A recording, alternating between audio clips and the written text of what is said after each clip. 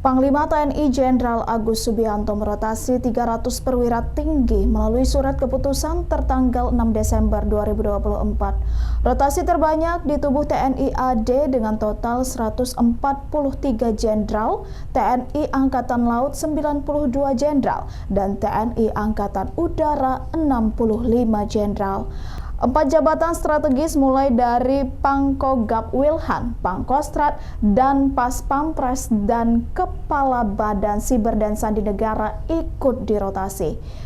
Majen TNI Arief Wibowo menduduki jabatan Pangkogap Wilhan, sementara Pangkostrat dijabat oleh Letjen TNI Muhammad Fajar. Majen TNI Ahirudin kembali menjabat Komandan Pas Pampres, padahal sempat ditunjuk sebagai Pangdam Mula Warman.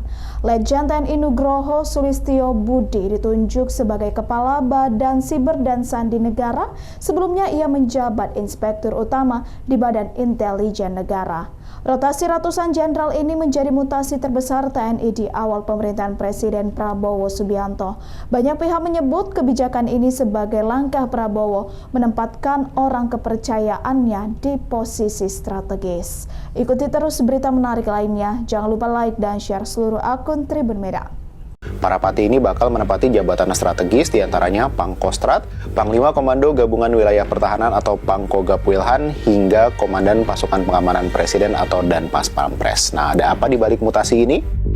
Dalam dokumen yang diterima Kompas, Surat Keputusan Panglima TNI nomor 1545/12 Romawi /2024 tertanggal 6 Desember tercatat ada 300 jabatan perwira tinggi yang dimutasi.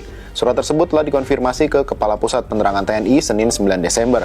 Ada beberapa mutasi yang perlu digarisbawahi seperti jabatan Panglima Komando Gabungan Wilayah Pertahanan atau Pangkogap Wilhan 1 yang selama ini secara tradisional dijabat TNI AL, kini dipimpin TNI AD. Pejabat sebelumnya Laksdia Rahmat Jayadi digantikan Majen Kunto Arief Wibowo yang sebelumnya menjabat staf ahli bidang ekonomi di Dewan Ketahanan Nasional.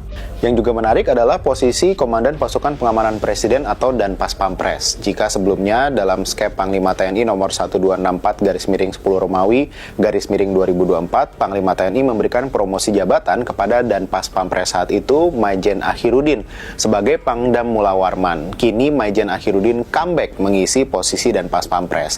Adapun sejak 20 Oktober 2024 diketahui posisi Danpas Pampres sempat kosong dan disebut-sebut bakal diisi Komjen Kopassus Majen John Afriandi.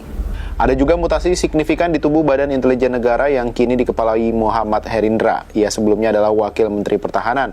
Tampak juga perubahan yang cukup banyak di jabatan atas pertahanan beberapa negara seperti Malaysia, Australia, Amerika Serikat, Cina, Rusia, Prancis, dan India.